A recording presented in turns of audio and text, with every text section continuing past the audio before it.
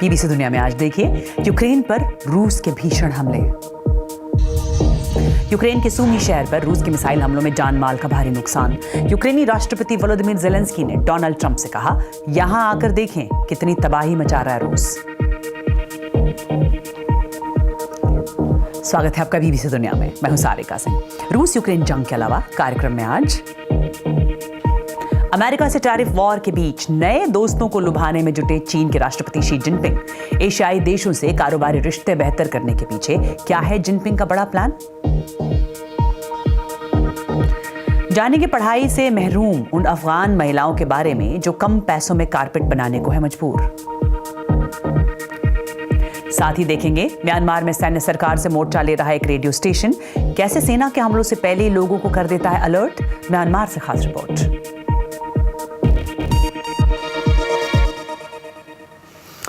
एक तरफ ये सवाल कि सालों से चल रहा रूस यूक्रेन युद्ध कब खत्म होगा, लेकिन दूसरी तरफ रूस के हमले और आक्रामक हो रहे हैं। यूक्रेन के राष्ट्रपति ज़ेलेंस्की ने अब डोनाल्ड ट्रंप से यूक्रेन आने को कहा है ताकि वो रूसी हमले से हुई तबाही को खुद देख ले। यूक्रेनी अधिकारियों ने आरोप लगाया है कि रूस ने रविवार को सूमी शहर पर ज्यादा नुकसान पहुंचाने के लिए अपनी बैलिस्टिक मिसाइल में ज्यादा तबाही मचाने वाले हथियार इस्तेमाल किए। इस रूसी हमले में 34 लोगों की मौत हुई है, 120 से ज्यादा घायल हुए हैं। यह हमला ईसाई समुदाय के एक फेस्टिवल के दौरान हुआ। हमले के बाद शहर में 3 दिनों का शोक घोषित किया गया है। और यूक्रेन के राष्ट्रपति ने CBS न्यूज से कहा है कि रूस के साथ किसी भी तरह के समझौते से पहले ट्रंप को यहां आना चाहिए और यूक्रेन में मची तबाही को खुद अपनी आंखों से देखना चाहिए। You think you understand what's going on here? Okay, we respect your position. You understand, but please. आपको लगता है कि आप समझते हैं कि यहाँ क्या हो रहा है। हम आपकी सोच की इज्जत करते हैं, मगर किसी भी तरह के फैसले और समझौते से पहले आप यहाँ आएं और लोगों, हॉस्पिटल, चर्च, घायल या मारे गए बच्चों को देखें। समझ जाएंगे कि आप किसके साथ समझौता कर रहे हैं। आइए देखें और फिर युद्ध को खत्म करने का प्लान बनाएं। आप समझ जाएंगे कि पुतिन ने क्या किया है। Plan how to finish the war. You will understand with whom you have a deal. और रविवार को हुए हमले की दुनिया भर के नेताओं ने आलोचना की है। यूरोपियन यूनियन की विदेश नीति के प्रमुख काया कालस ने यूक्रेन के सहयोगियों से युद्ध खत्म करने के लिए रूस पर ज्यादा से ज्यादा दबाव बनाने को कहा है। पोलैंड के विदेश मंत्री रादा सिकोर्स्की ने कहा कि उन्हें उम्मीद है कि राष्ट्रपति ट्रंप देखेंगे कि व्लादिमीर पुतिन इन हमलों से कैसे उनका मजाक उड़ा रहे हैं। जर्मनी के चांसलर ओलाफ शॉल्ट्स ने कहा कि ऐसे हमलों ने ये उजागर कर दिया है कि शांति की जगह रूस बेरहमी से जंग जारी रख रहा है। ट्रंप ने सूमी अटैक को खतरनाक कहा, मगर रूस की आलोचना नहीं की। ट्रंप ने कहा कि उन्हें बताया गया कि हमला गलती से हुआ है। और इस बीच यूक्रेन के इमरजेंसी वर्कर्स हमले के बाद मलबा हटाने में जुटे हैं। ज़ेलेंस्की ने आखिर ट्रंप को यूक्रेन आने के लिए क्यों कहा, इस पर जानकारी दे रहे हैं सूमी में मौजूद बीबीसी संवाददाता James Waterhouse. There is shattered glass everywhere and I'm standing in the middle of यहाँ कल सूमी में 2 बैलिस्टिक मिसाइलें गिरी थीं। मैं उनके बीच खड़ा हूँ। अभी यहाँ चारों ओर कांच के टुकड़े बिखरे पड़े हैं। यहाँ ऐतिहासिक यूनिवर्सिटी की इमारतों की दीवारें भी तबाह हुई हैं। ज़ेलेंस्की अमेरिका से बन रही दूरी को कम करना चाहते हैं। वो अमेरिका जो अभी भी सीज फायर पर हो रही बातचीत की अगुवाई कर रहा है, और रूस इसका फायदा उठाने की कोशिश कर रहा है। इस हमले के बाद व्हाइट हाउस ने इसकी कड़ी आलोचना नहीं की। मुझे लगता है कि ज़ेलेंस्की इस पल का इस्तेमाल कर अमेरिकी अधिकारियों को मनाने की कोशिश कर रहे हैं कि वो खुद यहां आकर देखें कि रूस कैसे आक्रमण कर रहा है। themselves. और बात चीन अमेरिका के कारोबारी तनाव की, जिसके बाद चीन अब नए दोस्त तलाश रहा है। वो साउथ ईस्ट एशिया में नए सहयोगियों को लुभाने की कोशिश कर रहे हैं। इसी कोशिश के तहत चीन के राष्ट्रपति शी जिनपिंग वियतनाम पहुंचे हैं। इसके बाद वो मलेशिया और कंबोडिया जाएंगे। अधिकारियों के मुताबिक शी की ये यात्रा काफी अहम है। वो 5G mobile network, artificial intelligence, green development की फील्ड में सहयोग चाहते हैं। दरअसल चीन के राष्ट्रपति अब आसियान देशों को बताना चाहते हैं कि जब अमेरिका ने दुनिया भर के देशों पर टैरिफ बढ़ाया है, ऐसे में चीन उनका मजबूत साथी हो सकता है। और शी जिनपिंग के इस दौरे के मायने क्या हैं, बता रहे बीबीसी संवाददाता Jonathan head. an almost opportune moment for China to contrast. जब कई देशों के रिश्ते अमेरिका से बिगड़े हुए हैं, तब चीन के लिए ये दक्षिण पूर्वी एशियाई देशों के साथ अपने रिश्ते बेहतर करने का मौका है। ये सारे देश शायद आयात पर सबसे ज्यादा निर्भर हैं। शी जिनपिंग खुद को एक भरोसेमंद कारोबारी, सहयोगी और एक दोस्त के तौर पर पेश कर रहे हैं, खासकर इन दो देशों के लिए जहां वो जा रहे हैं। इन देशों पर टैरिफ की मार ज्यादा पड़ी है। हालांकि वियतनाम जैसे देश भले ही शी जिनपिंग के लिए गर्माहट दिखाएं, लेकिन वो चाहेंगे कि अमेरिका के साथ उनकी टैरिफ डील हो जाए, क्योंकि चीन से कारोबारी रिश्ता कितना भी बेहतर क्यों ना बन जाए, लेकिन एक्सपोर्ट के मामले में कोई भी देश अमेरिका की जगह नहीं ले सकता। For all of the close ties with China and the close trade links, China cannot replace the United States as an export market. और कई जानकारी मान रहे हैं कि इस टैरिफ वॉर से आखिरकार चीन को ही फायदा होगा। इसीलिए चीन आर्थिक तौर पर एक नया वर्ल्ड ऑर्डर बनाने की कोशिश में जुटा है, जिसमें कारोबार के लिए अमेरिका और उसके डॉलर पर निर्भरता कम हो, चीन एक नए भरोसेमंद साथी के तौर पर दुनिया में उभर सके, और खासतौर पर उन एशियाई देशों के लिए जिनके बाजार में ट्रंप टैरिफ ने खलबली मचा दी थी। चीन यूरोपीय संघ के साथ भी मिलकर ट्रंप टैरिफ से मुकाबले की बात कर रहा है। इस बीच सोमवार को एशियाई बाजारों में फिर से उछाल आया जब अमेरिका ने स्मार्टफोन्स और कंप्यूटर समेत कुछ और इलेक्ट्रॉनिक सामान को उस 145% टैरिफ से बाहर रखा जो चीन पर लगाया गया है। हालांकि कल एक बार फिर डोनाल्ड ट्रंप ने कहा कि ये फैसला बदल भी सकता है। उन्होंने चेतावनी देते हुए कहा कि व्यापार में असंतुलन करने पर कोई नहीं बचने वाला। बात अफगानिस्तान की। यहां अभी भी ज्यादातर महिलाओं और लड़कियों के लिए शिक्षा और रोजगार के दरवाजे बंद हैं। 2021 में तालिबान के सत्ता में आने के बाद 12 साल से ज़्यादा उम्र की लड़कियों की पढ़ाई और अधिकतर महिलाओं की नौकरी पर रोक लगा दी गई। मगर कालीन के कारखानों में महिलाओं को काम करने की इजाज़त है। इन महिलाओं के पास काम करने का कोई और विकल्प नहीं है। मजबूरी में इन्हें कम पैसे में ज़्यादा काम करना पड़ता है। देखिए BBC संवाददाता महजूबा नौरोजी की रिपोर्ट। इनकी जिंदगी भी इन्हीं धागों से बंध गई है, मगर ऐसा उन्होंने खुद नहीं किया। तालिबान सरकार की पाबंदियों ने महिलाओं के पास सिर्फ एक विकल्प छोड़ा है। कालीन बनाने के अलावा हम कुछ भी नहीं कर सकते। इसके अलावा हमारे पास करने को कुछ नहीं था। ये उन कुछ कारोबारों में से एक है जहां तालिबान सरकार ने शकीला और उनकी बहनों जैसी महिलाओं को काम करने की इजाजत दी है। तालिबान सत्ता में आ गया है और सुरक्षा बढ़ गई है। आत्मघाती हमलों में कमी आई है, मगर स्कूल बंद हैं। हम पढ़ नहीं सकते और इसीलिए हम घर से काम कर रहे हैं। ये बिजनेसमैन मानते हैं कि ये इन हुनरमंद मगर अलग थलग कामगारों के लिए एक बेहतर मौका है। इन्होंने हाल के महीनों में कालीन बनाने के 3 कारखाने शुरू किए हैं। यहाँ मौजूद ज्यादातर बुनकरों को पढ़ाई करने से रोक दिया गया था। खुशकिस्मती से पिछले 3 सालों में कालीन के निर्यात और उत्पादन दोनों में बढ़ोतरी हुई है।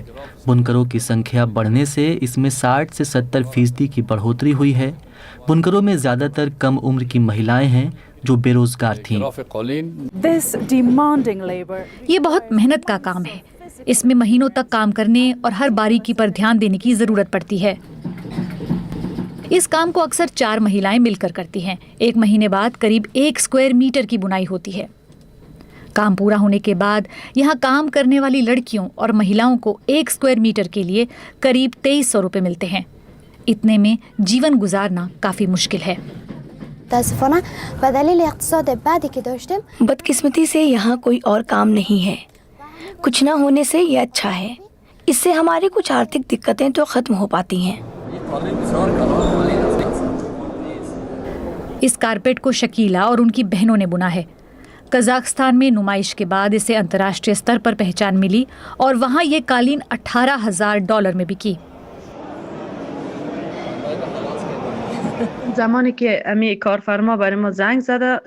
जब कॉन्ट्रैक्टर ने खबर दी कि हमारी कालीन ने प्रदर्शनी में लोगों का ध्यान अपनी ओर खींचा और इससे अच्छी कीमत मिली, तो हम बहुत खुश हुए। ये बिक्री इनके लिए एक छोटी सी जीत है, मगर इससे इनका आत्मविश्वास बढ़ा है। मगर यहाँ महिलाओं को अभी भी बराबरी और ज़्यादा मौक़ों के लिए लंबा सफ़र तय करना होगा। BBC संवाददाता महजूबा नौरोजी की रिपोर्ट। भारत के पड़ोसी देश म्यांमार में पिछले महीने 7.7 तीव्रता का भूकंप आया, जिससे काफ़ी तबाही मची। लेकिन इसके बावजूद विद्रोहियों से जंग लड़ रही म्यांमार की सैन्य सरकार ने जानलेवा हवाई हमले नहीं रोके। अमूमन इन हवाई हमलों में आम लोग मारे जाते हैं और इन्हें बचाने की कोशिश कर रहा है एक रेडियो स्टेशन जो लोगों को हवाई हमलों से आगाह करता है। हमने भूकंप के आने से पहले कई महीनों तक फेडरल एफएम के संस्थापक को फॉलो किया। देखिए बीबीसी संवाददाता कोको आंग की रिपोर्ट। म्यांमार के करैनी स्टेट में पहाड़ों के ऊपर ऐसे घर आम हैं, लेकिन ये एक छिपा हुआ रेडियो स्टेशन है।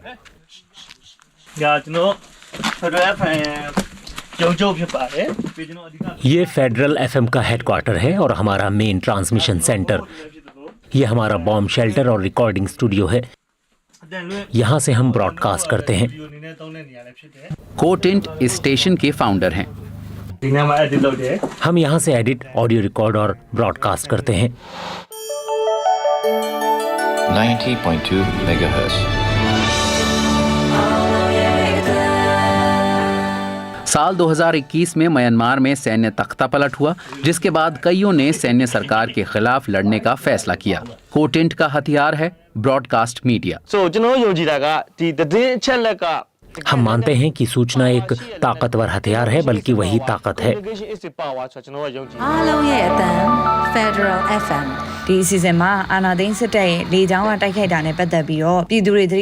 रेडियो इस इलाके की लाइफलाइन है, क्योंकि यहाँ फोन लाइंस और इंटरनेट दोनों नहीं हैं।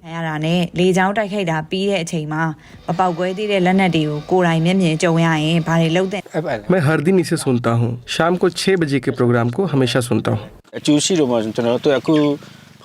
ये हमारी मदद करता है क्योंकि हमारे पास फ़ोन नहीं है। रेडियो से हमें आसानी से खबर मिल जाती है। फेडरल एफएम हवाई हमलों को लेकर अलर्ट जारी करता है, जो काफी महत्वपूर्ण है। सेना के हेलीकॉप्टर और फाइटर जेट्स इस इलाके को कभी भी निशाना बना सकते हैं। को टिंट ने हमले से पहले सूचना देने वाले प्रोग्राम की शुरुआत उन संगठनों की मदद से की जो सेना के अंदर रहकर जासूसी कर रहे हैं। इन्हें स्थानीय भाषा में वाटरमेलन्स कहा जाता है, क्योंकि ये बाहर से सेना के रंग की तरह हरे होते हैं और अंदर एक विद्रोही की तरह लाल। इस टेलीग्राम चैनल के ग्रुप्स में वाटरमेलन्स हैं। जब यहाँ खबर आती है तो हम रेडियो पर इसका ऐलान कर देते हैं। मैं आपको दिखाता हूँ ये कैसे होता है। किसी भी संभावित हवाई हमले के लिए हमारे पास पहले से रिकॉर्डेड ऑडियो मैसेजेस होते हैं। प्लेन किस हवाई अड्डे से उड़ा है ये चेक करने के बाद हम तुरंत इसे प्ले कर देते हैं। हेलो, एक संभावित हवाई हमले के लिए ये फेडरल एफएम की ओर से अलर्ट है। नमसन एयरपोर्ट से एक फाइटर जेट पूर्व की ओर बढ़ रहा है। हम लोगों से अपील करते हैं कि वो सुरक्षा के लिए कहीं छिप जाएं। ये चेतावनियां मददगार तो होती हैं, लेकिन लोगों की जान इनसे हमेशा बचे ऐसा नहीं हो पाता। पिछले साल इस प्राइमरी स्कूल पर हमला हुआ। 4 बच्चे मारे गए थे और 10 से ज्यादा घायल हुए थे। उन्हें स्कूल पर हमला नहीं करना चाहिए था। ये अमानवीय बर्ताव है, युद्ध अपराध है, इंसानियत के खिलाफ अपराध है। म्यांमार के गृह युद्ध को 5 साल हो गए हैं, लेकिन जंग खत्म होने का नाम नहीं ले रही। को टिंट मानते हैं कि सेना ज्यादा समय तक नहीं टिक पाएगी। मैं इसे ऐसे देखता हूँ, ये एक लकड़ियों के लट्ठे जैसा है। ये धारणा है कि सेना की तानाशाही कभी नहीं खत्म होगी, लेकिन हम एक एक कर उस लकड़ी के लट्ठे से लकड़ियाँ हटा रहे हैं। इनके हटते ही वो दोबारा लकड़ियाँ डाल रहे हैं ताकि ताकत बनी रहे। लेकिन अब हम लकड़ियों को जल्दी हटा रहे हैं और वो इसे तेजी से गंवा रहे हैं। जब हम उनके बेहद अहम हिस्से पर वार करेंगे तो वो खत्म हो जाएंगे। उस पल को देखने की उम्मीद में टिंट अपने सबसे ताकतवर हथियार रेडियो स्टेशन से जंग जारी रखे हुए हैं। बीबीसी संवाददाता कोको ऑंग की रिपोर्ट। और आज ही के दिन भारत के संविधान के निर्माता कहे जाने वाले डॉक्टर भीमराव अंबेडकर का जन्म हुआ था। आज अमेरिका के न्यूयॉर्क के मेयर एरिक एडम्स ने आधिकारिक तौर पर 14 अप्रैल को अंबेडकर डे घोषित किया। डॉक्टर अंबेडकर ने बीबीसी को एक इंटरव्यू दिया था जिसमें उन्होंने लोकतंत्र को लेकर अपनी सोच जाहिर की थी। देखिए उस इंटरव्यू का वो अंश जिसमें उनसे पूछा गया कि क्या लोकतंत्र भारत में सफल रहेगा। ये इंटरव्यू 71 साल पुराना है, इसलिए कुछ दर्शकों को शायद इसकी ऑडियो क्वालिटी उतनी ठीक ना लगे। Dr. Ambedkar, do you think democracy is going to work in India? No. Except in a formal sense, if you want. What do you mean? The real, I mean the paraphernalia of democracy. quinquennial elections, prime ministers and so on and so on. Well, but elections are very important. No. Elections are important provided they produce really good men. But aren't they important because they allow you to change a government? I mean, it's better to change peaceably than not change. Yes, but who has got the idea, you see, that voting means change of government? Nobody has. People have no consciousness. And our electoral system, you see, is of a sort which never allows a man to choose the candidate. Now, for instance, the Congress went and said, vote for what? Vote for Bullock. Yes. Isn't it? Yes. Well, the man never cared who represented the Bullock. Whether it was a donkey who represented the Bullock, you see, or a very educated man who represented the Bullock. He simply voted for the Bullock. Well, but that's common to many party systems. But what you mean by, in a formal sense, you mean that in a fundamental sense, democracy will not work. For the simple reason, we have got a social structure which is totally incompatible with parliamentary democracy. और अब दुनिया की कुछ और खबरें BBC global round up में।